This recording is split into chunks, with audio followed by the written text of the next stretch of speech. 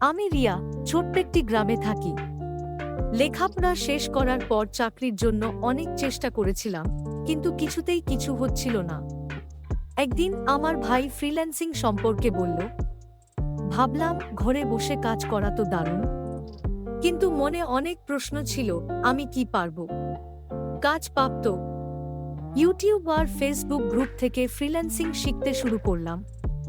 Graphic design শেখার সিদ্ধান্ত নিলাম। ক্যানভা দিয়ে ছোটখাটো ডিজাইন প্র্যাকটিস করতে লাগলাম। একদিন ফেসবুকে একটি পোস্টে দেখলাম, কেউ লোগো ডিজাইনের জন্য ডিজাইনার খুঁজছে। সাহস করে আমার ডিজাইন দেখিয়ে প্রস্তাব পাঠালাম। অবিশ্বাস্যভাবে কাজটি পেলাম। মাত্র $100 কাজ, কিন্তু আমি খুব খুশি। ক্লায়েন্ট আমার ডিজাইন পছন্দ করেছিল। সেই দিন মনে হলো, ফ্রিল্যান্সিং আমার জীবন বদলে দিতে পারে। আজ আমি একজন সফল ফ্রিল্যান্সার।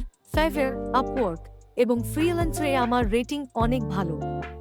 এখন আমি গ্রামের অন্য তরুণদেরও ফ্রিল্যান্সিং শেখাচ্ছি।